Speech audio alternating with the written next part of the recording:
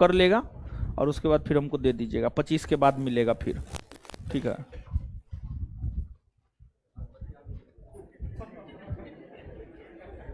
अब बतिया भी लीजिएगा थोड़ा सा, कहिएगा इतना दिन से बनवास चले गए थे।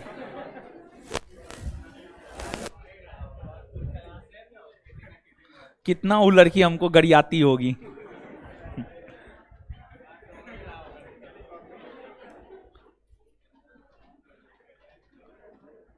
क्या हमको नहीं गरियाती है वो?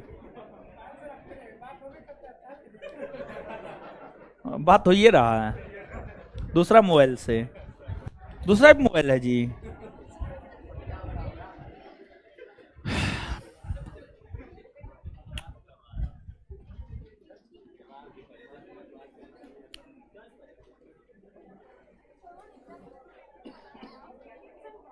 ए क्या हो रहा है जी? मछली बेच रही है सब। लाइव कर दिया जी? लाइव है? हैं? हो गया लाइव है? हाँ तो करो ना। हो गया, चलो ठीक है। ए शांत रहिए, बहुत हल्ला करते हैं आप लोग।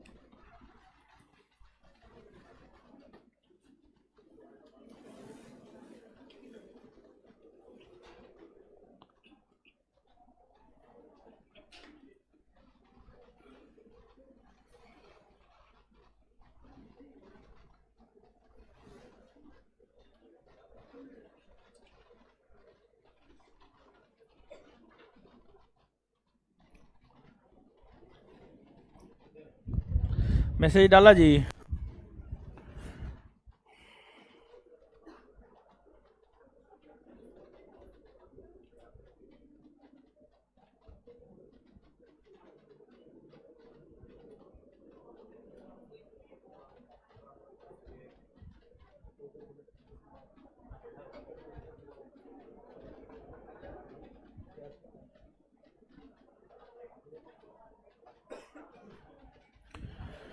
चलिए आ जाइए, वर्ल्ड हिस्ट्री, विश्व इतिहास। विश्व इतिहास में जो है कल के सेशन में क्वेश्चन नंबर 1 से लेकर क्वेश्चन नंबर 25 तक हम लोग देख लिए थे। अब आज के सेशन में जो है हम लोग क्वेश्चन नंबर 26 तथा उससे आगे देखेंगे। प्रश्न के उत्तर को तो देखेंगे ही देखेंगे, साथ ही साथ जो है जो डिस्कशन में मुख्य तथ्य दिए गए हैं, डिस्कशन के मुख्य तथ्य को भी जो है हम लोग देख लेंगे, ठीक है। तो अब आगे आइए, फटाफट करते हैं हम लोग।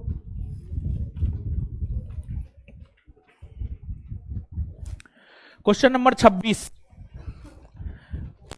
घर पे जाकर के थोड़ा बहुत भी देखे थे कि नहीं देखे थे? कल घर पे जाकर के थोड़ा बहुत भी देखे होंगे तो फायदा करेगा, नहीं तो फिर कुछ भी फायदा नहीं करेगा। प्रश्न है ट्राल फगड़ का युद्ध कब हुआ था?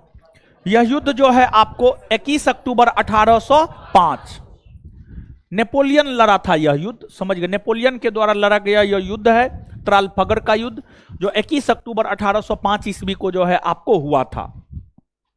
आइए इसके डिस्कशन को देखते हैं। एक तो जो मूल है, मूल प्रश्न को याद रखना है कि ट्रालफगर का युद्ध 21 अक्टूबर 1805 को इंग्लैंड और नेपोलियन के बीच हुआ था। ट्रालफगर के युद्ध में ब्रिटिश नौसैनिकों ने फ्रांसीसी नौसैनिकों को पराजित किया। फ्रांसीसी नौसैनिकों को पराजित किया मतलब ट्रालफगर के युद्ध में ब्रिटिश नौसैनिकों की जीत हुई थी। आगे है नेपोलियन का जन्म 15 अगस्त 1769 ईस्वी को कोर्सिका द्वीप की राजधानी अजासियो में हुआ था। नेपोलियन 1799 में प्रथम कौंसल बना, 1802 में जीवन भर के लिए कौंसल बना। आधुनिक फ्रांस का निर्माता नेपोलियन को माना जाता है। 1804 ईस्वी में नेपोलियन फ्रांस का सम्राट बना। नेपोलियन ने ही सर्वप्रथम इंग्लैंड को बनियों का देश कहा था। नेपोलियन को नील नदी के युद्ध में अंग्रेजी जहाजी बेड़े के नायक नेल्सन ने पराजित किया था। 18 जून 1815 को वाटरलू के युद्ध में मित्र राष्ट्रों की सेना ने नेपोलियन को पराजित कर बंदी बना लिया और उसे सेंट हेलेना द्वीप पर भेज दिया, जहां 1821 में उसकी मृत्यु हो गई और नेपोलियन को ही लिटिल कॉर्पोरल के नाम से भी जो है आपको जाना जाता है। लगभग तमाम ऐसे फैक्ट हैं जो फैक्ट आपको याद रखना है, समझ गए। आइए इसको हम लोग याद कर लेते हैं। नोट तो पीडीएफ तो आपके पास होगा ही। तो बताइएगा, ट्राफल्गर का युद्ध कब हुआ है? कब हुआ है? नेपोलियन का जन्म कब हुआ है? 15 अगस्त 1700। नेपोलियन का जन्म कब हुआ है? कौन द्वीप पर हुआ है? कौन द्वीप पर हुआ है? नेपोलियन प्रथम कौंसल कब बना है? 1700। जीवन भर के लिए कौन सा? जीवन भर के लिए। आधुनिक फ्रांस का निर्माता किसे कहा जाए? आधुनिक फ्रांस का निर्माता, आधुनिक फ्रांस का निर्माता नेपोलियन फ्रांस का सम्राट कब बना? नेपोलियन फ्रांस का सम्राट कब बना? इंग्लैंड को बनियों का देश किसने कहा? किसने कहा था? नील नदी के युद्ध में नेपोलियन को किसने पराजित किया? नेल्सन। किसने? नील नदी के युद्ध में नेपोलियन को किसने पराजित किया था? वाटरलू का युद्ध कब हुआ है? 1800। वाटरलू का युद्ध कब हुआ है? कब हुआ है? और नेपोलियन की मृत्यु कब हुई? कौन द्वीप पर? सेंट हेलेना द्वीप पर। लिटिल कॉर्पोरल के नाम से किसे जाना? नेपोलियन। लिटिल कॉर्पोरल के नाम से किसे जाना?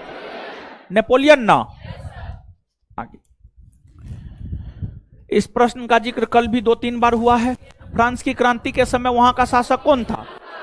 लुई 16वां।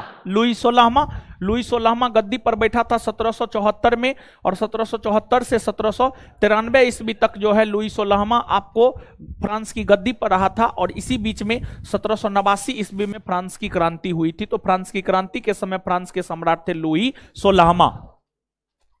देखिए, तो इसमें जो है लगभग अधिकतर चीज ऐसा होगा जो कि आपको याद ही है। फ्रांस की क्रांति 1789 के समय लुई 16वां वहां का शासक था। तो फ्रांस की क्रांति के समय फ्रांस का शासक कौन था? लुई। फ्रांसीसी क्रांति से जुड़े क्रांतिकारियों ने बास्तिल को ध्वस्त कब किया? 14 जुलाई 1789। 14 जुलाई 1700। फ्रांस की क्रांति से जुड़े क्रांतिकारियों ने बास्तिल कारागाह को ध्वस्त कब किया? समानता, स्वतंत्रता और बंधुत्व का नारा किस क्रांति की देन है? फ्रांसीसी। स्वतंत्रता, समानता और बंधुत्व का नारा कौन क्रांति की देन? कौन क्रांति की देन है? वर्साई के शीश महल का निर्माण लुई 14वां ने करवाया था। वर्साई के शीश महल का निर्माण कौन करवाया? वर्साई के शीश महल का निर्माण लुई 14वां। वर्साई के शीश महल का निर्माण किसने करवाया? लुई 14वां। लुई 16वां 1774 ईस्वी में फ्रांस का सम्राट बना। ठीक है, कोई बात नहीं है। लुई 16वां की पत्नी एंतुआनेट ऑस्ट्रिया की राजकुमारी थी। लुई 16वां की पत्नी कहां की राजकुमारी थी? यह बात आपसे पूछा जाता है। ऑस्ट्रिया। लुई 16वां की पत्नी मेरी एंतुआनेट कहां की राजकुमारी थी?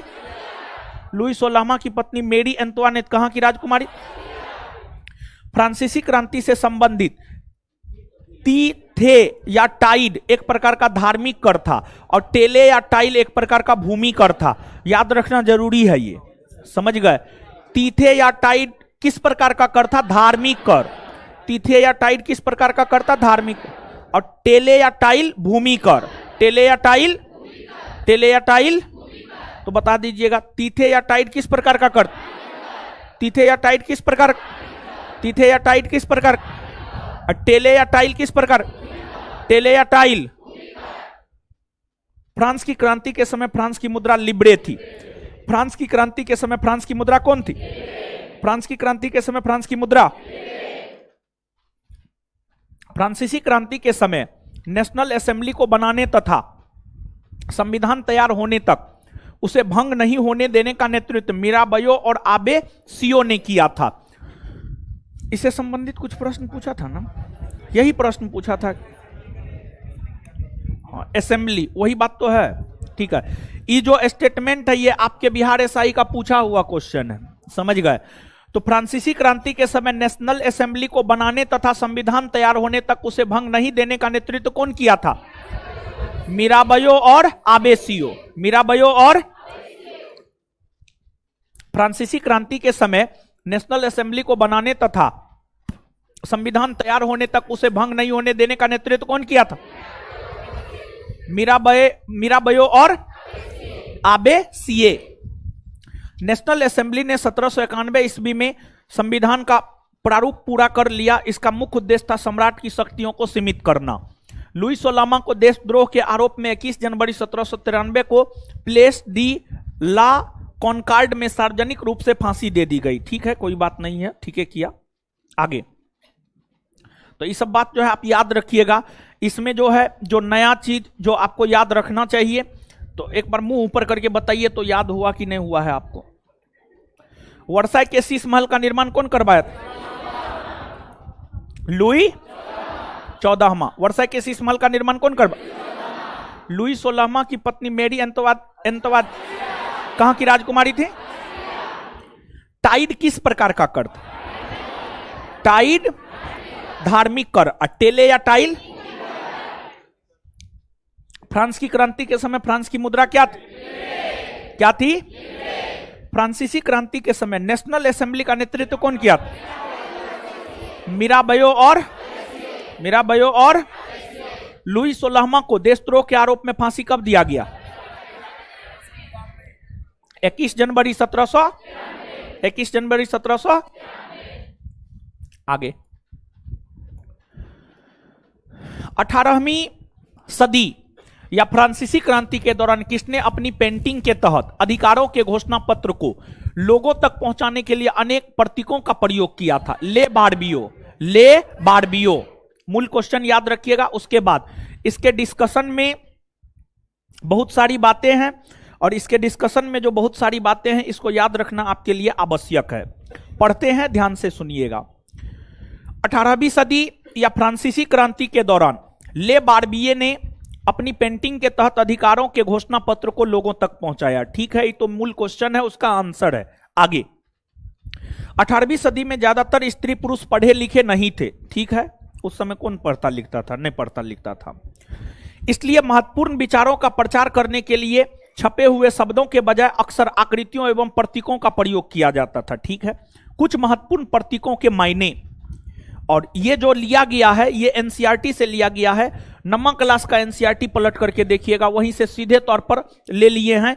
इसमें जितना भी डिस्कशन है नौवां क्लास के एनसीईआरटी फ्रांसीसी क्रांति से है। तो देखिए, अब सुनिए। टूटी हुई जंजीर का क्या मतलब होता था? टूटी हुई जंजीर का मतलब होता था दासों को बांधने के लिए जंजीरों का प्रयोग होता था। टूटा हुआ जंजीर का मायने होता था दासों को बांधने के लिए जंजीरों का प्रयोग होता था। छड़ों का बच्छीदार गट्ठर का मतलब होता था अकेली छड़ को आसानी से तोड़ा जा सकता पर पूरे गट्ठर को नहीं। मतलब यह प्रतीक था एकता का, एकता में बल होता है। छड़ों का बच्छीदार गट्ठार मतलब एक साथ बहुत सारे छड़। देखिए, जैसे मान लीजिए एक छड़ है तो उसको आराम से जो है आप मोड़ करके तोड़ सकते हैं, लेकिन उसी में जो है मान लिया जाए कि 72 गो छड़ एक साथ मिला हुआ है, उसको आप तोड़ पाइएगा? आपका औकात है? नहीं तोड़ पाइएगा। जैसे एक पेज ही है, एगो पेज है, उसको आराम से आप फाड़ दीजिएगा। उसी पेज में 100 गो पेज दे दीजिए तो आप फाड़ पाइएगा? नहीं फाड़ पाइएगा। तो मतलब एकता में बल होता है।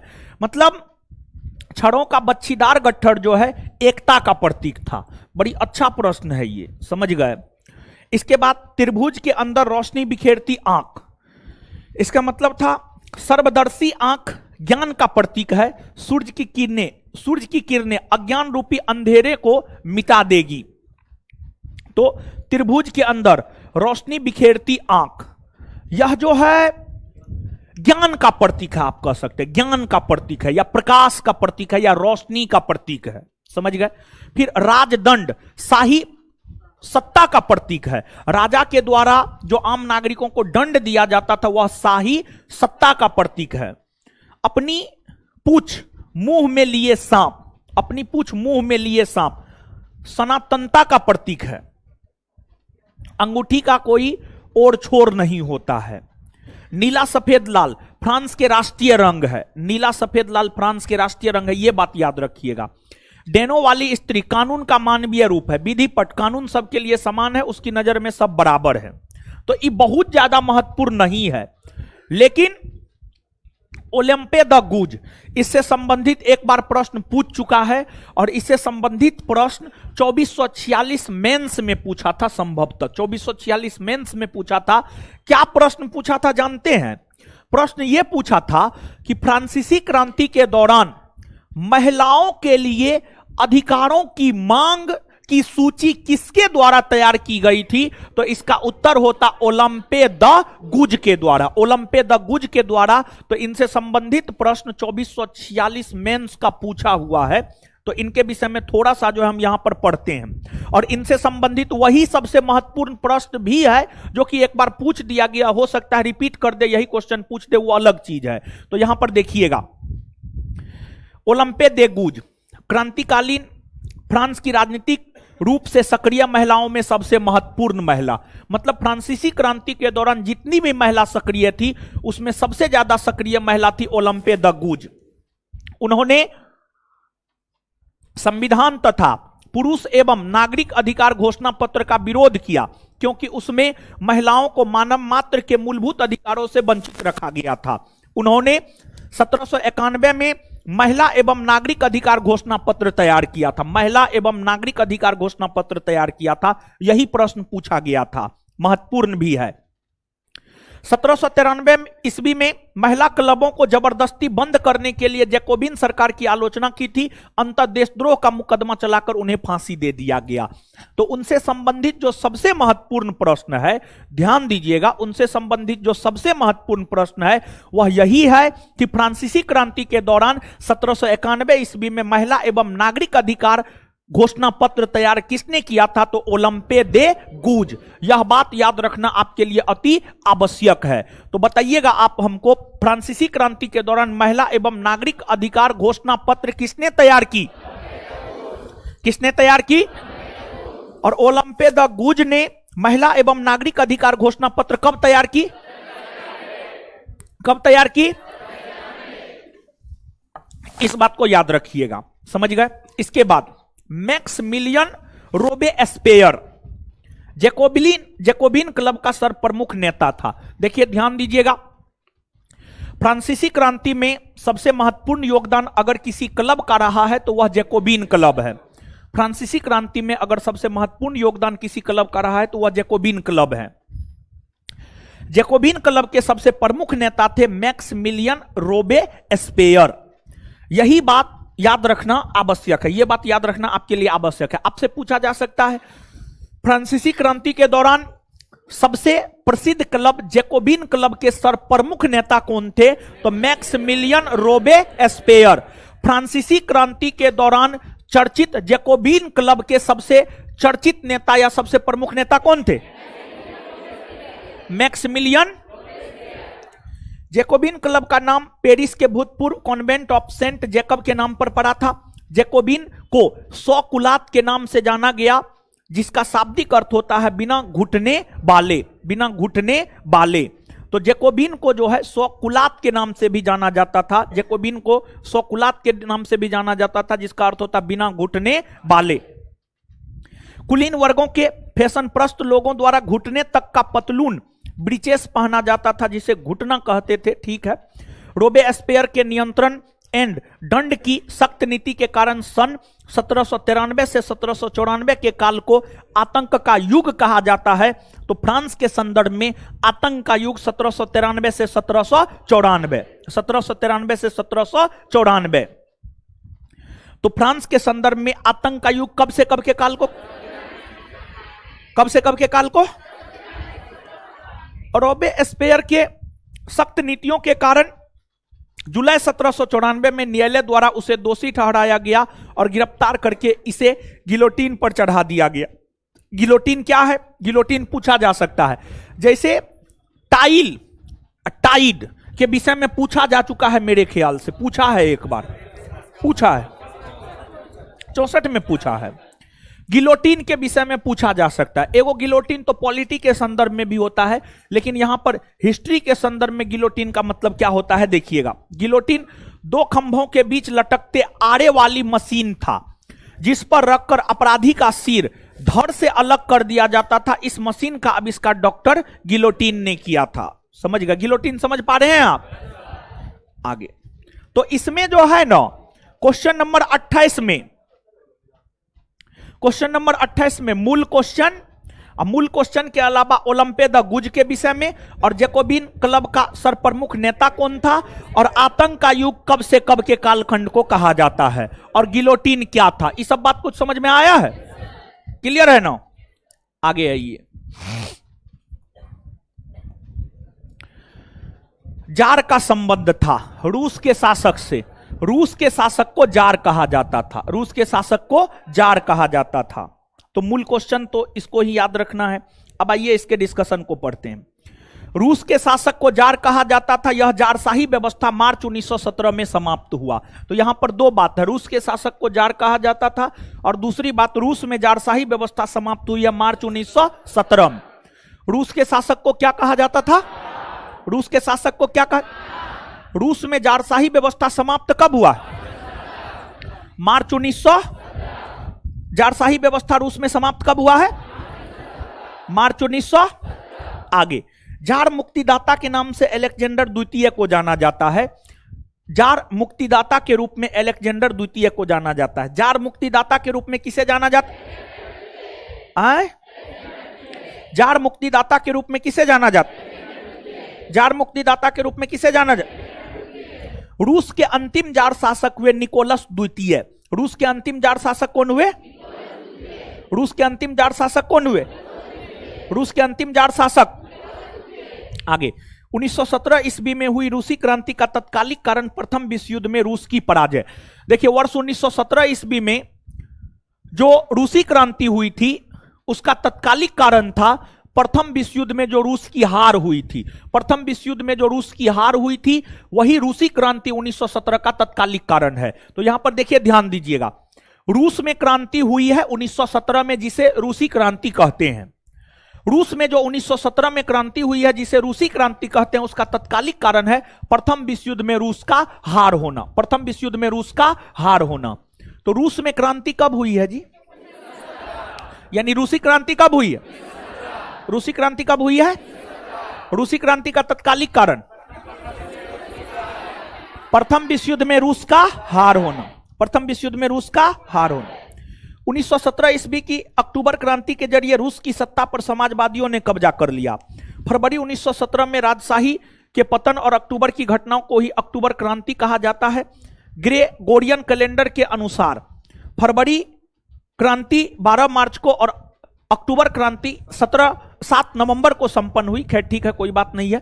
क्रांति के समय रोमनोव वंश के निकोलस द्वितीय का शासन था। निकोलस द्वितीय का शासन था। यानी कहने का मतलब यह है कि जैसे फ्रांस में जब फ्रांसीसी क्रांति हुई थी तो उस समय बुर्बो राजवंश के शासन लुई 16वां का शासन था, वैसे ही रूस में जब रूसी क्रांति 1917 में हुई तो इस समय रूस के शासक थे निकोलस द्वितीय और उनका संबंध था रोम नोब वंश से। रोम नोब वंश से। तो रूसी क्रांति के दौरान रूस के शासक थे निकोलस द्वितीय और निकोलस द्वितीय का संबंध है रोम नोब वंश से। रोम नोब वंश से। तो रूसी क्रांति के दौरान रूस के शासक कौन थे? जार निकोलस द्वितीय। रूसी क्रांति के समय रूस के शासक कौन थे? रूस की क्रांति के समय रूसी शासक कौन थे? निकोलस द्वितीय का संबंध किस वंश से? किस वंश से है? किस वंश से है? इस बात को याद रखना आपके लिए आवश्यक है। तो बता दीजिए, जार का संबंध कहां के शासक? हाँ, जार मुक्तिदाता के नाम से किसे जाना जाता? अलेक्जेंडर। रूस के अंतिम जार हाँ? निकोलस द्वितीय।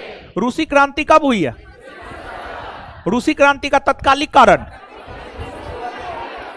रूस का प्रथम विश्व युद्ध में रूसी क्रांति के समय वहां के शासक जार निकोलस द्वितीय का संबंध कौन वंश से? कौन वंश से है? रोमनोव वंश से। आगे, खूनी रविवार की घटना कब घटित हुई है? खूनी रविवार की घटना घटित हुई है 22 जनवरी 1905। आइएगा, 22 जनवरी 1905 के दिन जार के पास, रूस के शासक को जार कहा जाता था, 22 जनवरी 1905 को 5 के दिन जार के पास जा रहे भूखे मजदूरों के समूह पर सेना ने गोलियां बरसाई। इसे खूनी रविवार के नाम से जाना जाता है। देखिए, हुआ यह था कि रूस में 22 जनवरी 1905 को वहां के जो गरीब गुरबा थे अपने शासक जार के पास जा रहे थे और जार के आदेश पर जो है उन पर गोलियां बरसाई गई, जिसमें निर्दोष लोग मारे गए। इसी घटना को इतिहास में खूनी रविवार कहा जाता है। तो खूनी रविवार की घटना 22 जनवरी 1905 को घटित हुई है। आगे, 7 फरवरी 1917 ईस्वी को रूस में क्रांति का प्रथम विस्फोट हुआ। विद्रोहियों ने रोटी रोटी का नारा लगाते हुए सड़कों पर प्रदर्शन करना शुरू किया। 15 मार्च 1917 को जार निकोलस द्वितीय ने गद्दी त्याग दी। इस प्रकार रूस में निरंकुश राजशाही का अंत हो गया। रूस में साम्यवाद की स्थापना 1898 ईस्वी में हुई है, जो आगे चलकर 2 भागों में बट गया, बोल्शेविक तथा मेंशेविक। बहुमत वाला दल बोल्शेविक कहलाया। इसके सर्वप्रथम नेता सेनिन थे। लेनिन, हाँ लेनिन होगा, सॉरी लेनिन होगा, टाइपिंग मिस्टेक है, लेनिन थे, लेनिन थे। अल्पमत वाला दल मेंशेविक कहलाया। इसके प्रमुख नेता था करेंस्की। जार के सत्ता त्यागने के पश्चात करेंस्की प्रधानमंत्री बना, परंतु लेनिन ने इसे बल प्रयोग द्वारा सत्ता से हटाकर 7 नवंबर 1917 को सभी महत्वपूर्ण सरकारी इमारतों पर कब्जा कर लिया। अंततः केरेंस्की देश छोड़कर भाग गया। बोल्शेविकों ने नई सरकार का गठन किया, जिसका अध्यक्ष लेनिन तथा ट्राटस्की को विदेश मंत्री बनाया गया। तो इसमें जो है, आगे आइएगा, एक तो पहली बात यह है कि खूनी रविवार का संबंध जो है रूस से है और यह घटना घटित हुई 22 जनवरी 1905। खूनी रविवार का संबंध कौन देश से है? रूस से है। और खूनी रविवार की घटना कब घटित हुई है? 22 जनवरी 1900। और रूसी क्रांति के दौरान रोटी रोटी का नारा दिया गया था। रोटी रोटी का नारा कौन क्रांति के दौरान? रोटी रोटी का नारा कौन क्रांति के? चलिए, इसके बाद जो है रूस में साम्यवाद की स्थापना 1898 ईस्वी में हुई है। तो रूस में साम्यवाद की स्थापना कब हुई है? रूस में साम्यवाद की स्थापना बहुमत वाला दल क्या कहलाया? बोल्शेविक। बहुमत वाला दल बोल्शेविक दल के सर्वप्रथम प्रमुख नेता लेनिन। कौन था? बोल्शेविक दल के सर्वप्रथम प्रमुख नेता। अल्पमत वाला दल क्या कहलाया? अल्पमत वाला दल इसके प्रमुख नेता। चलिए आगे आइए। अप्रैल थीसिस किससे संबंधित है? अप्रैल थीसिस लेनिन के द्वारा तैयार किया गया था। किसके द्वारा? लेनिन के द्वारा तैयार किया गया था। तो आइएगा, 16 अप्रैल 1917 ईस्वी में लेनिन ने रूस में क्रांतिकारी योजना प्रकाशित की, जो अप्रैल थीसिस के नाम से जानी जाती है। यानी रूसी क्रांति के दौरान जो क्रांतिकारी योजना लेनिन के द्वारा प्रस्तुत की गई थी, उसी को अप्रैल थीसिस कहा जाता है। समझ गए? तो यह बात है। तो रूसी क्रांति के दौरान क्रांतिकारी योजना प्रकाशित करने का काम 16 अप्रैल 1917 को जो लेनिन ने किया था, उसे ही अप्रैल थीसिस के नाम से जाना जाता है। आगे, अप्रैल थीसिस लेनिन के 3 मांगों पर आधारित थी। पहला, 1914 का प्रथम विश्व युद्ध समाप्त किया जाए। लेनिन ही बार बार यह मांग कर रहा था कि प्रथम विश्व युद्ध को समाप्त किया जाए। दूसरी बात, सारी जमीन किसानों के हवाले की जाए। तीसरी, बैंकों का राष्ट्रीयकरण किया जाए। समझ गए? तो अप्रैल थीसिस में यही 3 मांग जो है मुख्य तौर पर लेनिन के द्वारा रखी गई थी। आगे है, समाजवाद शब्द का सर्वप्रथम प्रयोग रॉबर्ट ओवेन ने किया था। वैज्ञानिक समाजवाद का संस्थापक कार्ल मार्क्स को माना जाता है। कार्ल मार्क्स ने दास कैपिटल और कम्युनिस्ट मैनिफेस्टो नामक पुस्तक की रचना की है। फ्रांसीसी साम्यवाद का जनक सेंट साइमन को माना जाता है। फिर इसके बाद जो है, दुनिया के मजदूर एक हो का नारा कार्ल मार्क्स ने दिया था। अन्ना कैरेनिना के लेखक है लियो टॉल्स्टॉय। रूसी साम्यवाद का जनक प्लेखानोव को माना जाता है। राइट्स ऑफ मैन का लेखक टॉमस पेन और मदर की रचना मैक्सिम गोर्की ने की है। मदर की रचना मैक्सिम गोर्की ने की है। इसमें जानते हैं सारे फैक्ट अपने आप में महत्वपूर्ण है, हर फैक्ट अपने आप में महत्वपूर्ण है। तो आइए इसको हम लोग 1 मिनट में कर लेते हैं याद, ठीक है। बताइए, अप्रैल थीसिस का संबंध कौन क्रांति से है? आए, रूसी क्रांति। रूसी क्रांति के दौरान अप्रैल 1917 ईस्वी में अप्रैल थीसिस किसने तैयार किया? किसने तैयार किया? और किस नेता का यह मांग था कि प्रथम विश्व युद्ध को जल्द समाप्त कर दे? किसका मांग था? किसका मांग था? आगे, समाजवाद शब्द का प्रयोग सर्वप्रथम किसने किया? Robert Owen. रॉबर्ट, समाजवाद शब्द का सर्वप्रथम प्रयोग किसने किया? समाजवाद शब्द का सर्वप्रथम प्रयोग किसने किया? किसने किया है? वैज्ञानिक समाजवाद का संस्थापक किसे माना? वैज्ञानिक समाजवाद का संस्थापक कार्ल मार्क्स। वैज्ञानिक समाजवाद का संस्थापक, वैज्ञानिक समाजवाद का संस्थापक। दास कैपिटल किसकी रचना? दास कैपिटल किसकी रचना? कम्युनिस्ट मैनिफेस्टो किसकी रचना? Communist manifesto. फ्रांसीसी साम्यवाद का जनक, फ्रांसीसी साम्यवाद का जनक सेंट, फ्रांसीसी साम्यवाद का जनक, फ्रांसीसी साम्यवाद का जनक। दुनिया के मजदूर एक हो का नारा किसने दिया? किसने दिया था? दुनिया के मजदूर एक हो का नारा किसने दिया? दुनिया के मजदूर एक हो का नारा। अन्ना कैरेनिना पुस्तक के लेखक, अन्ना कैरेनिना पुस्तक के लेखक। रूसी साम्यवाद का जनक, रूसी साम्यवाद का जनक प्लेखा। रूसी साम्यवाद के जनक। राइट्स ऑफ मैन किसकी रचना?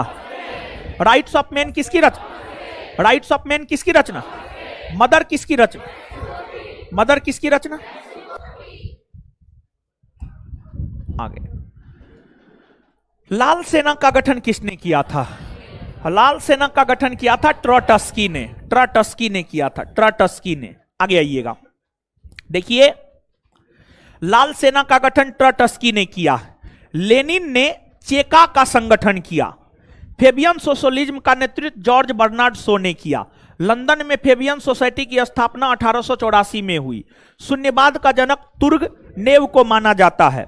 सोशल डेमोक्रेटिक दल की स्थापना 1903 ईस्वी में रूस में हुई।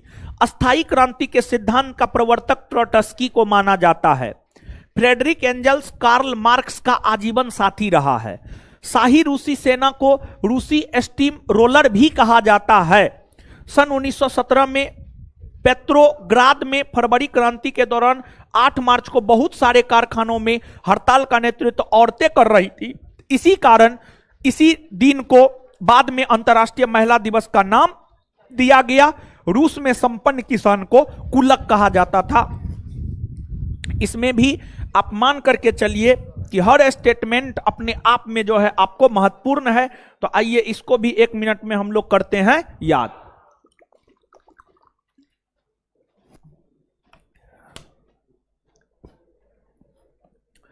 लाल सेना का गठन किसने किया? ट्रोट्स्की। लाल सेना का गठन किसने किया? लाल सेना का गठन किसने किया? चेका का संगठन किसने किया? लेनिन। चेका का संगठन किसने? चेका का संगठन। फेबियन सोशलिज्म का नेतृत्व किसने किया? George Bernard Shaw.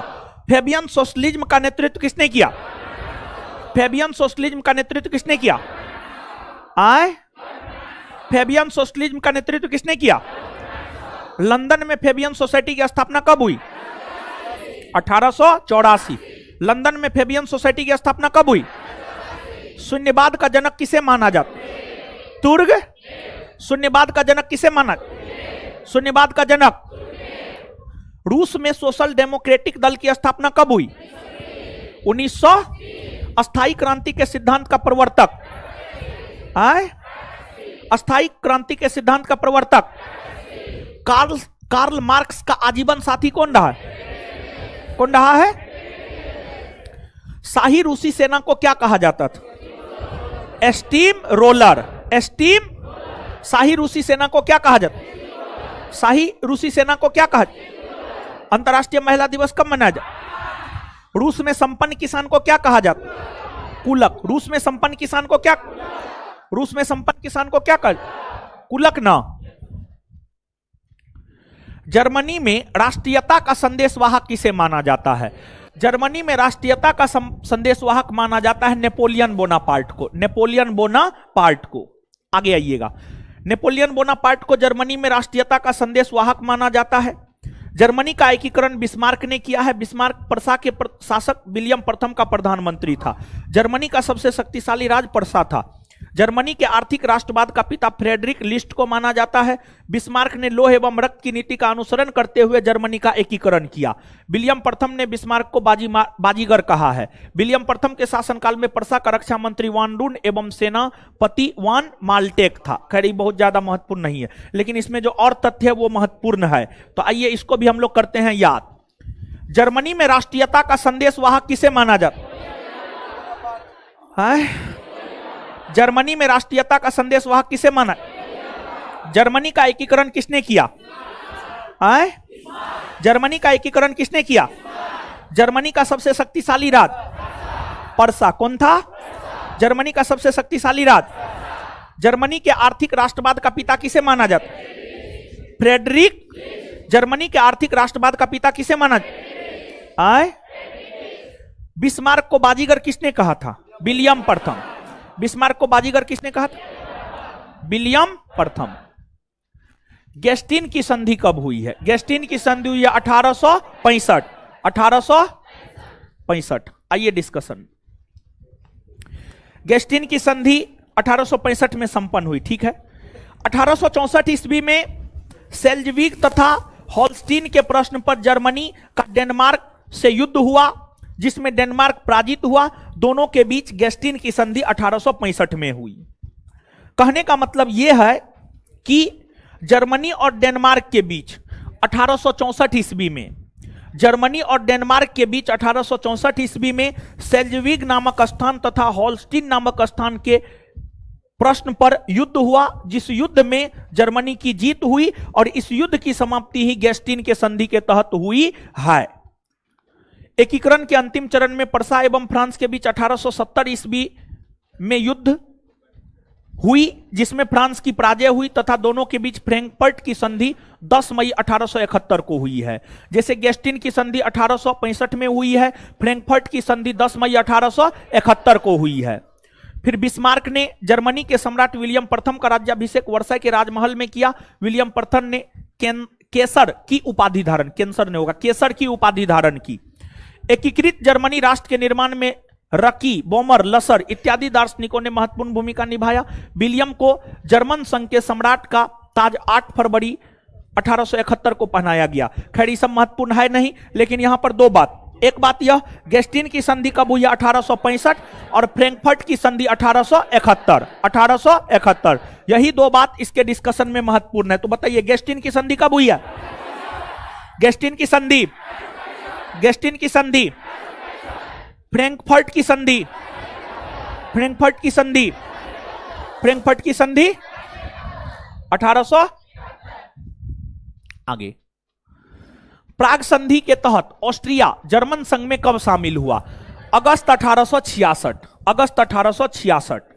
आगे आइएगा, इसके डिस्कशन को पढ़ते हैं। 23 अगस्त 1866 ईस्वी के प्राग संधि के तहत ऑस्ट्रिया जर्मन संघ में शामिल हुआ, ठीक है। ये तो मूल क्वेश्चन है। 1815 ईस्वी से 1850 ईस्वी के बीच जर्मन साम्राज्य पर ऑस्ट्रिया का आधिपत्य रहा, ठीक है। ऑस्ट्रिया का चांसलर मेटरनिक था। मेटरनिक ऑस्ट्रिया का चांसलर था, यह बात याद रखना जरूरी है, पूछा जा सकता है। मेटरनिक कहां का चांसलर था? ऑस्ट्रिया। मेटरनिक कहां का चांसलर था? मेटरनिक कहां का चांसलर था? सेराजेवो के युद्ध में 1866 ईस्वी में ऑस्ट्रिया ने प्रसा के आगे आत्मसमर्पण कर दिया। तो खैर ठीक है, ये भी बहुत ज्यादा महत्वपूर्ण नहीं है, लेकिन यहां पर एक बात जरूर है। सेराजेवो का युद्ध कब हुआ? 1866। सेराजेवो का युद्ध कब हुआ? सेरेजोबा का युद्ध कब हुआ है? सेरेजोबा का युद्ध कब हुआ है? 23 सितंबर 1862 ईस्वी बिस्मार्क प्रसा का चांसलर बना। तो बिस्मार्क प्रसा का चांसलर था। बिस्मार्क कहां का चांसलर था? बिस्मार्क कहां का चांसलर? मेटरनिक कहां का चांसलर?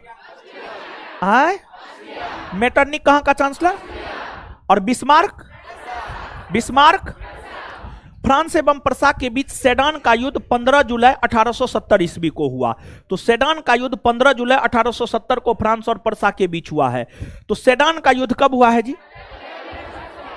सेडान का युद्ध, सेडान का युद्ध नेपोलियन तृतीय ने प्रसा के आगे 1 सितंबर 1870 को आत्मसमर्पण कर दिया। ठीक है, सेडान होगा, सूडान ने। सेडान के युद्ध के बाद जर्मनी का एकीकरण संभव हो पाया। सूडान की जगह सेडान कर लीजिए। सेडान के युद्ध के बाद जर्मनी का एकीकरण संभव हो पाया। इस बात को याद रखना जरूरी है। किस युद्ध के बाद जर्मनी का एकीकरण होना संभव हो पाया? कौन युद्ध? कौन युद्ध के बाद जर्मनी का एकीकरण संभव हो? बिस्मार्क का जन्म 1 अप्रैल 1815 ईस्वी में ऑस्ट्रिया के प्रसा के में हुआ था। आगे चलकर उन्होंने आत्मसमर्पण कर दिया। ये स्टेटमेंट जो है वो स्पष्ट है, इसको काट लीजिएगा, काट लीजिए लास्ट स्टेटमेंट को। ठीक है, बाद बाकी इसमें जो है, आइए इसमें जो महत्वपूर्ण तथ्य है इसको एक बार फिर से करते हैं याद। प्राग संधि के तहत ऑस्ट्रिया जर्मन संघ में कब शामिल हुआ है? 23 अगस्त 1800। 23 अगस्त 1800। मेटरनिक कहां का चांसलर था? मेटरनिक कहां का चांसलर? सेरेजोबा का युद्ध कब हुआ है? 1800। सेरेजोबा का युद्ध कब हुआ? बिस्मार्क कहां का चांसलर था? बिस्मार्क कहां का चांसलर? सेडान का युद्ध कब हुआ है? 1870 फ्रांस और प्रसा के बीच। सेडान का युद्ध कब हुआ है? सेडान का युद्ध कब हुआ है? सेडान का युद्ध कब हुआ है? किसके किसके बीच? किस युद्ध के बाद जर्मनी का एकीकरण संभव हो पाया? किस युद्ध के बाद जर्मनी का एकीकरण? सेडान के युद्ध। हिटलर ने आत्महत्या कब किया है? हिटलर ने आत्महत्या किया है मई 1900, जब अप्रैल होगा, डिस्कशन सही दिया है, थोड़ा देख लीजिएगा। हाँ ठीक है, ठीक है। अप्रैल 1945, अप्रैल 1945। हिटलर को जब लग गया कि अब द्वितीय विश्व युद्ध में हमारा कुछ होने नहीं जा रहा है, तत्पश्चात जाकर के वो अपना आत्महत्या कर लिया। तो आइए डिस्कशन पढ़ते हैं। हिटलर ने 30 अप्रैल 1945 को आत्महत्या किया। ठीक है, भले किया। मई 1945 में जर्मनी ने मित्र राष्ट्रों के सामने समर्पण किया। ठीक है, भी हिटलर को अंदाजा हो चुका था कि अब उसकी लड़ाई का क्या हश्र होने वाला है। इसलिए हिटलर और उसके प्रचार मंत्री गोयबल्स ने बर्लिन के एक बंकर में पूरे परिवार के साथ 30 अप्रैल 1945 को आत्महत्या कर लिया। तो हिटलर का प्रचार मंत्री था गोयबल्स, इस बात को भी याद रखिएगा। जर्मनी में नाजी दल का उत्थान हिटलर के नेतृत्व में हुआ। हिटलर का जन्म 20 अप्रैल 1889 को ऑस्ट्रिया के ब्रोना नामक शहर में हुआ था। इसी बार पूछा है। हिटलर बचपन में चित्रकार बनना चाहता था। प्रथम विश्व युद्ध में हिटलर जर्मनी की तरफ से लड़ा और युद्ध में अभूतपूर्व वीरता के लिए उसे आयरन क्रॉस प्राप्त हुआ था। युद्ध के पश्चात हिटलर जर्मन वर्कर्स पार्टी का सदस्य बना।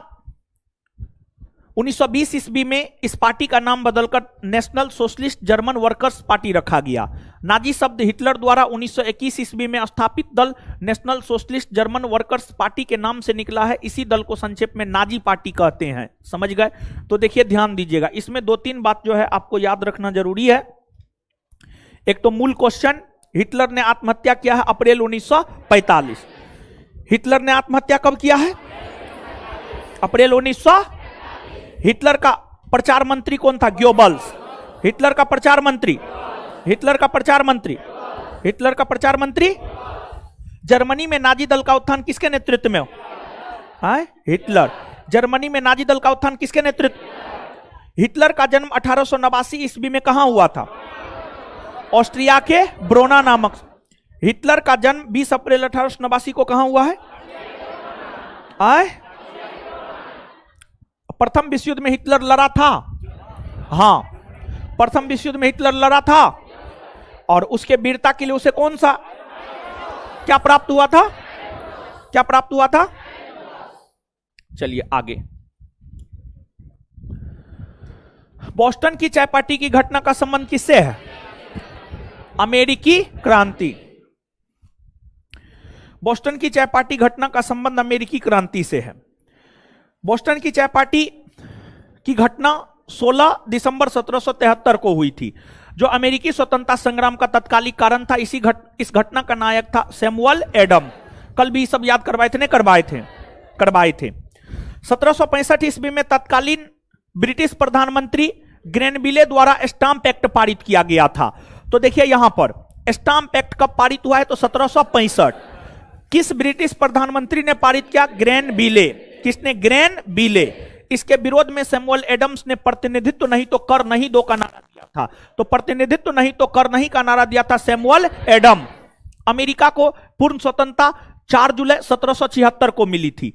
अमेरिका का स्वतंत्रता युद्ध 1783 ईस्वी में पेरिस के संधि के तहत समाप्त हुआ है। अमेरिकी स्वतंत्रता युद्ध के समय इंग्लैंड का शासक था जॉर्ज तृतीय। अमेरिकी स्वतंत्रता की घोषणा किस सिद्धांत पर आधारित है, तो नैसर्गिक अधिकार के सिद्धांत पर आधारित है, नेचुरल राइट्स के सिद्धांत पर आधारित है। 5 सितंबर 1774 को फिलाडेल्फिया में प्रथम महादेशीय सम्मेलन हुआ, जिसमें ब्रिटिश कानूनों का विरोध तथा व्यापार के बहिष्कार का निर्णय लिया गया। तो प्रथम महादेशीय सम्मेलन फिलाडेल्फिया में 1774 में हुआ। फिर 4 जुलाई 1776 ईस्वी में फिलाडेल्फिया में दूसरा महादेशीय सम्मेलन हुआ। तो दूसरा महादेशीय सम्मेलन भी फिलाडेल्फिया में 1776 में हुआ, जिसमें टॉमस जेफरसन द्वारा स्वतंत्रता की घोषणा पत्र जारी किया गया। तो स्वतंत्रता की घोषणा पत्र जारी किया गया है दूसरा महादेशीय सम्मेलन फिलाडेल्फिया 1776 में। बोस्टन बंदरगाह पर कुछ आंदोलनकारियों द्वारा जहाज में लदे चाय को समुद्र में फेंक दिया गया, इसी कारण इसे बोस्टन की चाय पार्टी कहा जाता है। इसमें देखिए कुछ तथ्य ऐसे हैं जो आपको याद है और कुछ तथ्य ऐसे हैं जिसे आपको करना है याद। तो जो याद है उसका रिवीजन कर लेते हैं और जिसको याद करना है उसको करते हैं हम लोग याद। तो पहली बात, बोस्टन की चाय पार्टी घटना का संबंध कौन क्रांति से आए, ठीक है। बोस्टन की चाय पार्टी घटना कब हुई है,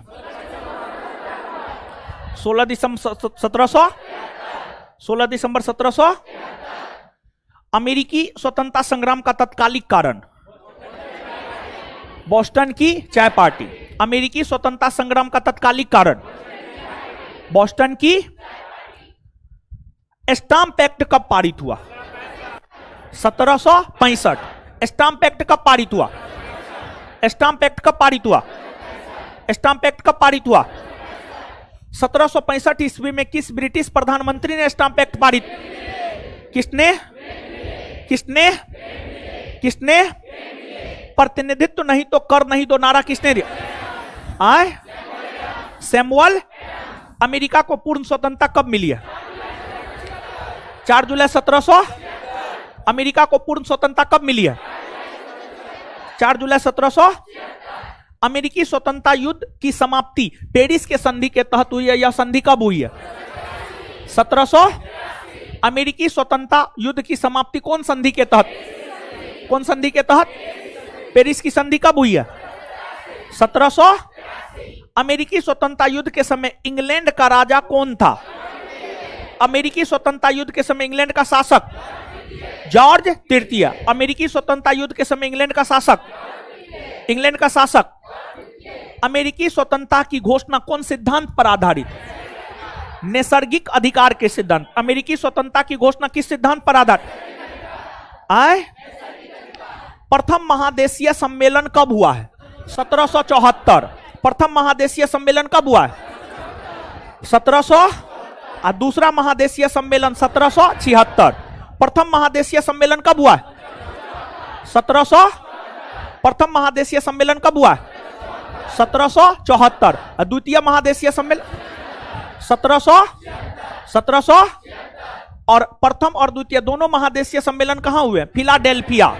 कहां हुए हैं, कहां हुए हैं, क्लियर है। एक बार फिर से, प्रथम महादेशीय सम्मेलन कब हुआ, 1700। दूसरा महादेशीय सम्मेलन 1700। और दोनों महादेशीय सम्मेलन कहां हुए, फिलाडेल्फिया।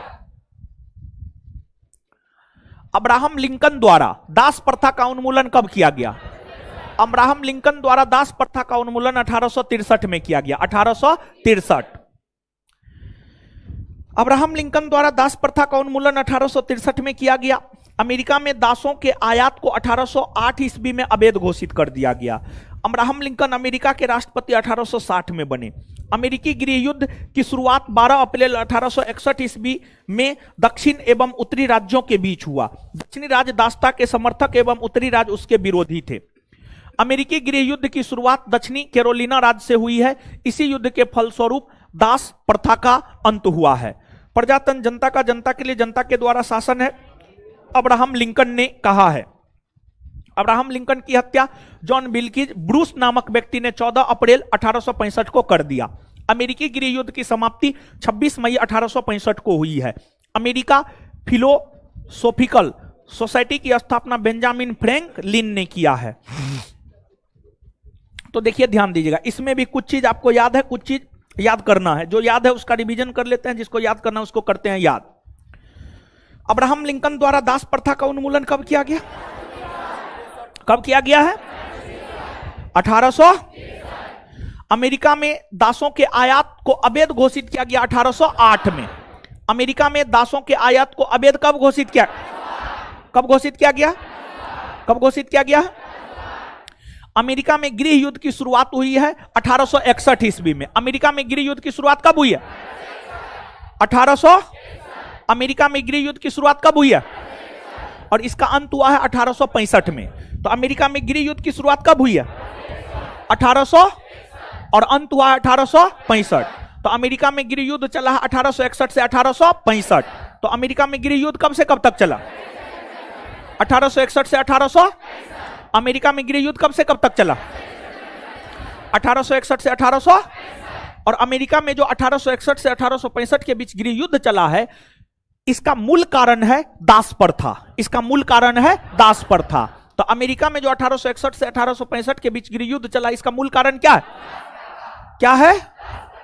आगे, अब्राहम लिंकन की हत्या 1865 में किसने किया? John Wilkes Bruce. John Wilkes Bruce. Abraham Lincoln की हत्या 1865 में किसने किया? किसने किया? अब्राहम लिंकन की हत्या 1865 में किसने किया? John Wilkes Bruce. इटली के एकीकरण की तलवार किसे कहा जाता है? इटली के एकीकरण की तलवार कहा जाता है गैरीबाल्डी। गैरीबाल्डी। आगे आइए, इटली के एकीकरण की तलवार गैरीबाल्डी को कहा जाता है। ठीक है, गैरीबाल्डी पेशे से नाविक था। उसने लाल कुर्ती नामक सेना का गठन किया था। तो गैरीबाल्डी लाल कुर्ती सेना से भी संबंधित थे। 19वीं सदी के पूर्वार्ध में इटली में 13 राज्य थे। ठीक है, इटली के एकीकरण का जनक जोसेफ मेजनी को माना जाता है। ठीक है, इटली के एकीकरण में सबसे अधिक बाधक ऑस्ट्रिया था। ठीक है, ये भी। इटली के एकीकरण में सार्डिनिया पिडमोंट राज्य ने अगुवाई की थी। ये भी ठीक है। इटली के एकीकरण का श्रेय मेजिने काउंट काबूर और गैरीबाल्डी को दिया जाता है। ये भी ठीक है। यंग इटली नामक संगठन की स्थापना 1831 में जोसेफ मेजिने ने किया था। यह भी ठीक है। कार्बोनरी सोसाइटी का संस्थापक जीवर्टी था। गिबर्टी होगा, हाँ गिबर्टी होगा। विक्टर एमेनुअल सार्डिनिया का शासक था। ठीक है, इटली के एकीकरण की शुरुआत लोम्बार्डी और सार्डिनिया राज्यों के मेल से हुई। इटली राष्ट्र का जन्म 2 अप्रैल 1860 को माना जाता है। 1871 में रोम को संयुक्त इटली का राजधानी घोषित किया गया। यदि समाज में क्रांति लानी हो तो क्रांति का नेतृत्व नवयुवकों के हाथ में दे दो, यह कथन जोसेफ मेजिनी का है। इटली का एकीकरण 1861 ईस्वी में काउंट काबूर ने किया। इटली की एकता का जन्मदाता नेपोलियन। इटली की एकता का जन्मदाता नेपोलियन। इसमें जानते हैं मैक्सिमम ऐसे तथ्य है जो महत्वपूर्ण है, एकाधेगो ऐसा है जो महत्वपूर्ण नहीं है, जिसको याद नहीं करना है। इसमें कुछ आपको याद भी है, कुछ जो नहीं याद है उसको हम लोग करते हैं याद। ठीक है, आइए, इटली के एकीकरण का तलवार किसे कहा जाए? इटली के एकीकरण का तलवार किसे कहा जाए? इटली में लाल कुर्ती नामक संगठन की स्थापना किसने किया?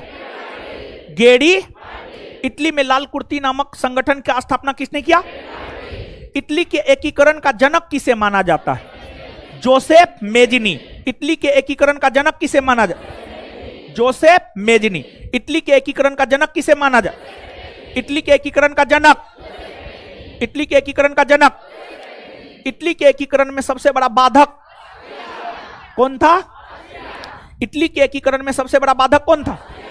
ऑस्ट्रिया। इटली के एकीकरण में सबसे बड़ा बाधक कौन था? कौन था? इटली के एकीकरण का श्रेय मेजनी, काउंट काबूर और गैरीबाल्डी को दिया जाता है। इटली के एकीकरण का श्रेय किस किस को दिया जाता है? इटली के एकीकरण का श्रेय किस किस को दिया जाता है? मेजिनी काउंट काबूर और यंग इटली नामक संगठन की स्थापना कब हुई है? 1800। यंग इटली नामक संगठन की स्थापना कब हुई है?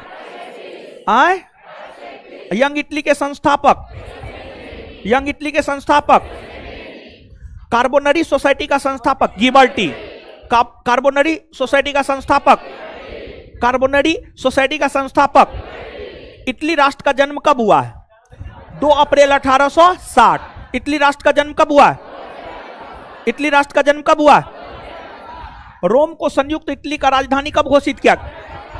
1800। रोम को संयुक्त इटली का राजधानी कब घोषित किया?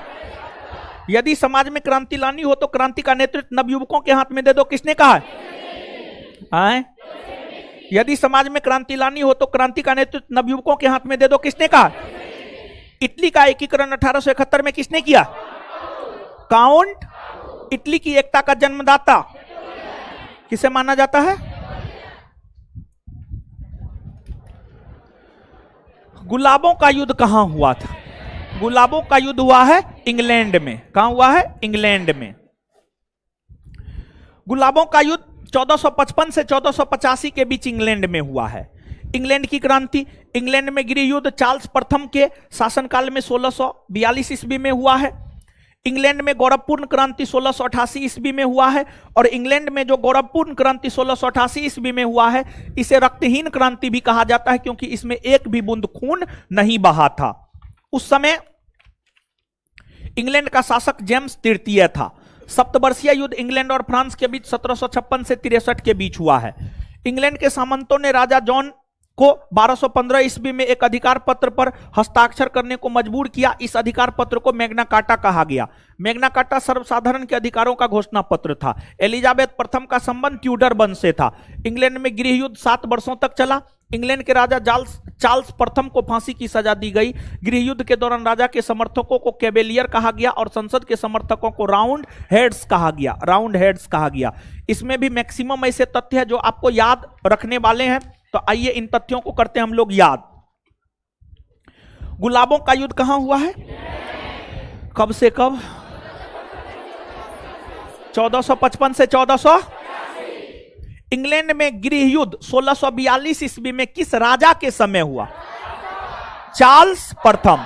तो इंग्लैंड में गृह युद्ध कब हुआ है? 1642। चार्ल्स प्रथम के समय। इंग्लैंड में गृह युद्ध कब हुआ है? इंग्लैंड में गृह युद्ध कब हुआ है? इंग्लैंड में गृह युद्ध कब हुआ है? कौन राजा के समय? कौन राजा के समय? इंग्लैंड में गौरवपूर्ण क्रांति कब हुई है? 1600। गौरवपूर्ण क्रांति। इस समय शासक कौन था? जेम्स तृतीय। जेम्स। तो इंग्लैंड में गृह युद्ध कब हुआ? 1642। इंग्लैंड में गृह युद्ध कब हुआ? इंग्लैंड में गृह युद्ध कब हुआ? उस समय इंग्लैंड के राजा आए। इंग्लैंड में गौरवपूर्ण क्रांति कब हुई? आए। उस समय इंग्लैंड के राजा जेम्स। जेम्स। सप्तवर्षीय युद्ध इंग्लैंड और फ्रांस के बीच कब हुआ? सप्तवर्षीय युद्ध इंग्लैंड और फ्रांस के बीच कब हुआ? 1756 से 1700। इंग्लैंड में सप्तवर्षीय युद्ध इंग्लैंड और फ्रांस के बीच सप्तवर्षीय युद्ध कब से कब के बीच हुआ? सर्वप्रथम इंग्लैंड के राजा जॉन ने कब आम नागरिकों को मौलिक अधिकार प्रदान किया, जिसे मैग्ना कार्टा कहा जाता? 1200। एलिजाबेथ प्रथम का संबंध कौन वंश से? कौन वंश से है?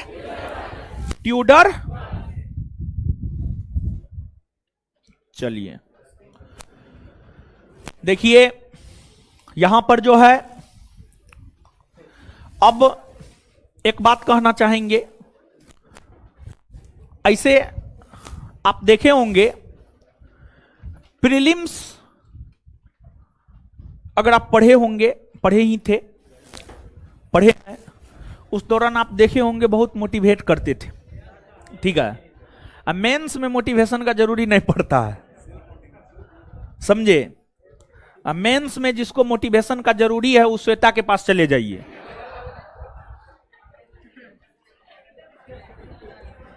चलिए, तो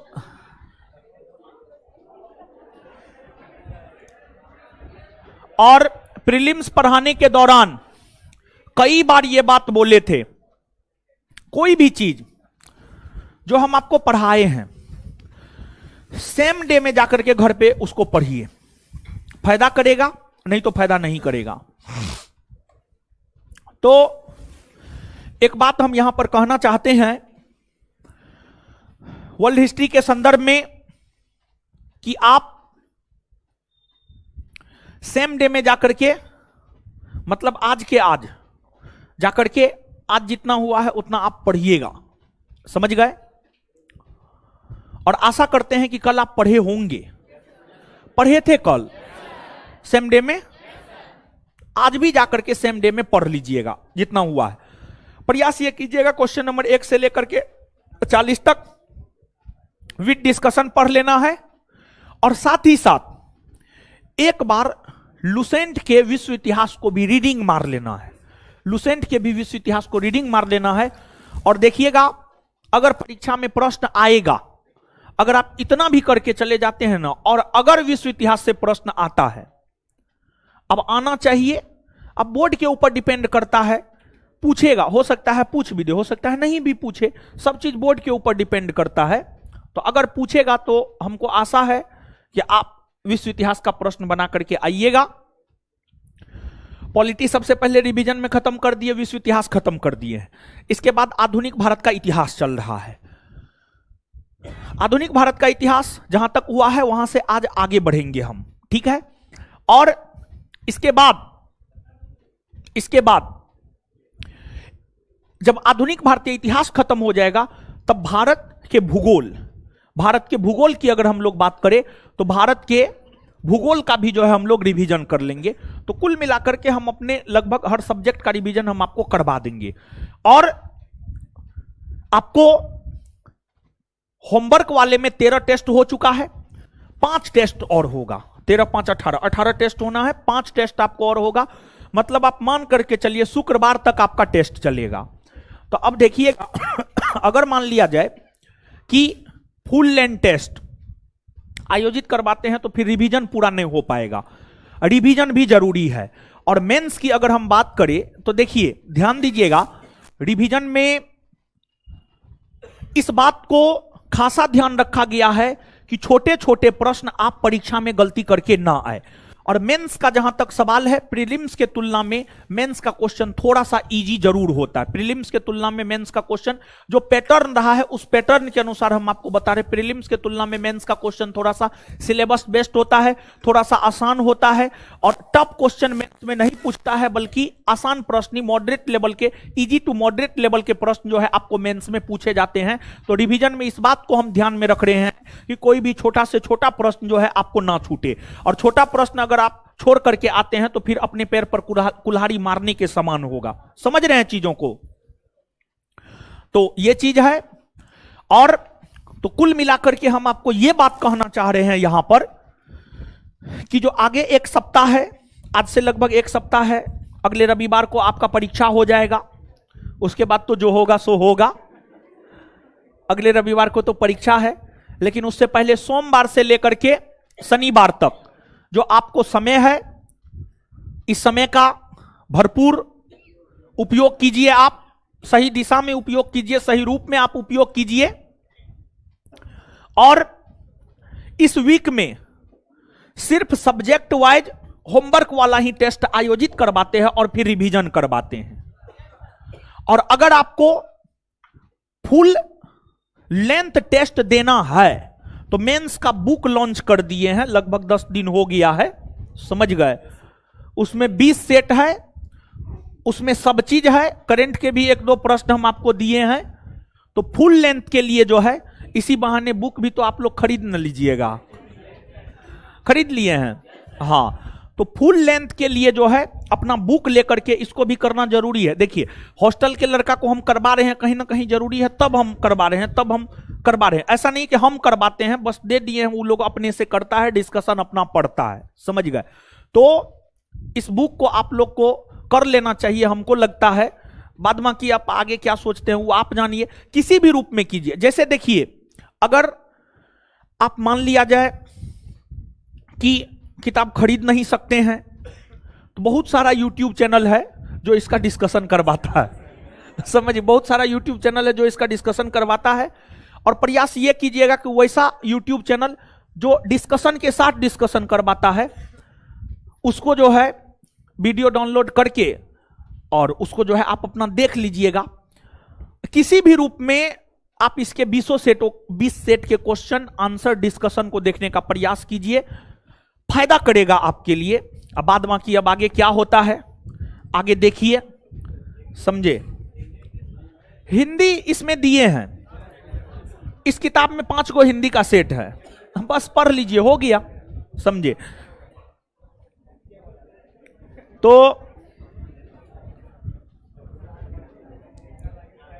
एक बात आप सुनिए और यहां पर देखिए, परीक्षा हॉल में जाने से पहले हिंदी भी आप जरूर पढ़ के जाइएगा। क्यों हिंदी पढ़ के जाना जरूरी है? ऐसे आप हिंदी पास कर जाइएगा, लेकिन फिर भी पढ़ के जाना इसलिए जरूरी है ताकि आपका परीक्षा हॉल में कॉन्फिडेंस बना रहे, कॉन्फिडेंस बना रहे, इसलिए हिंदी पढ़ के जाना आवश्यक है। और इस बुक में 5 गो हिंदी का भी सेट है, 5 गो हिंदी का भी सेट है। अरे आप स्वयं भी थोड़ा सा कीजिए, हिंदी जो है स्वयं से पढ़िए, इस 5 सेट को कर लीजिएगा, सफिशियंट है। 5 सेट में क्वेश्चन आंसर डिस्कशन के साथ पूरे हिंदी को हम खत्म करवा दिए हैं, समझ गए। तो कुल मिलाकर के हम यही कहना चाह रहे हैं कि इस सेट को लेकर के 1 सप्ताह में आप बना लीजिए, यही आपके लिए जो है लाभप्रद साबित होगा। बाद बाकी आप क्या करते हैं क्या नहीं करते हैं वो आपके ऊपर भी डिपेंड करता है, क्योंकि आपकी सफलता का 70% श्रेय हम आप ही को देते हैं, तो थोड़ा सा आपको भी तो काम करना ही चाहिए, ठीक है। और आगे जो है अभी 4 बजे से 15 मिनट बाद मैथ का क्वेश्चन मिला, जिसको नहीं मिला ले लीजिएगा। और 4 बजे से जो है आपको मैथ का क्लास होगा, मैथ का क्लास होगा 4 से 5:30 बजे तक, मान करके चलिए 1.5 घंटा में होता है। और 6 बजे से पुनः आधुनिक भारतीय इतिहास का रिवीजन होगा, जहां तक करवा दिए हैं उससे आगे। क्लियर है ये बात? और इसके बाद जो है कल से भी वही 12 से 1 टेस्ट होगा, और फिर 1 बजे से हम डिस्कशन करवाएंगे। और फिर जो है वर्ल्ड हिस्ट्री तो खत्म हो गया है, वहां पर आधुनिक भारतीय इतिहास करवाएंगे। और ज्यादा टाइम मिलेगा तो कल से इंडियन ज्योग्राफी की भी शुरुआत कर देंगे, या देख लेंगे। पहले इंडियन हिस्ट्री मॉडर्न को ही खत्म कर देते हैं, उसके बाद इंडियन ज्योग्राफी करेंगे, क्या है? और हां, एक बात और कहना चाह रहे हैं कि इंडियन ज्योग्राफी में सोच रहे हैं पीछे से करवाएं, जनजाति से करवाएं, क्योंकि आगे से 3-4 चैप्टर पढ़ाए भी हैं। 4था चैप्टर पढ़ा रहे थे, 4था चैप्टर, 4 चैप्टर पढ़ाए भी हैं और एकदम आराम से पढ़ाए हैं। तो इंडियन ज्योग्राफी में सोचे हैं पीछे से जनजाति से जो है करवाना शुरू करेंगे, है? आगे से 4 चैप्टर करवाए थे ना, पढ़ाए थे ना, ठीक है, वो ज्यादा सही रहेगा। अगर मान लिया जाए कि शुरुआती 4 चैप्टर का नहीं भी होगा तो बहुत दिक्कत नहीं होगा, लेकिन लास्ट का चीज तो नहीं हुआ है, वो होना जरूरी है। क्या सही है ना? सोचे हैं हम, क्या है कि ना? और जो रेगुलर शुरू से रेगुलर क्लास करते आ रहे होंगे, यानी जिस तिथि से मेंस का क्लास शुरू हुआ है, लड़का हो या लड़की हो, ऑनलाइन ऑफलाइन किसी भी मोड में आप जिस भी में कर रहे हैं, हम आपको बता रहे हैं। प्रीलिम से पहले भी हम आपको बताए थे, जितना हम गाइडेंस दे रहे हैं, जितना पढ़ा रहे हैं, उतना पचा के जाइएगा, प्रीलिम्स में बहुत बेहतर करके आइएगा। और जो वही बात हुआ भी है। और मेंस में हम आपको बता रहे हैं कि मेंस के बैच जिस तिथि से शुरू हुए हैं तब से लेकर के आज तक जो भी छात्र या छात्रा सिलसिलेवार ढंग से चीजों को फॉलो किए होंगे, मेंस परीक्षा में आप बहुत बेहतर करके आएंगे, बहुत बेहतर करके आएंगे, मतलब आपका रिजल्ट होगा, ये भरोसा हम आपको देते हैं, समझ गए। परीक्षा में पास होने के लिए या मेरिट जाने के लिए जो है 70-75 मार्क जरूरी होता है। जितना हम लोग आपको करवाए हैं, हम हो या बिट्टू सर हो या मैथ रीजनिंग वाले सर हो, उतना आपके परीक्षा पास होने के लिए और मेरिट के लिए जो है एकदम सफिशियंट है, साथ में ई बुक सहित, समझ गए। बिहार वाला पीडीएफ दे दे। अच्छा, अब मॉडर्न का जब क्लास होगा उस बीच में 1 घंटा पढ़ाने के बाद, अभी काहे देंगे? नहीं देंगे अभी। चलिए, धन्यवाद, हमको निकलने दीजिए, तब आप लोग निकलिएगा।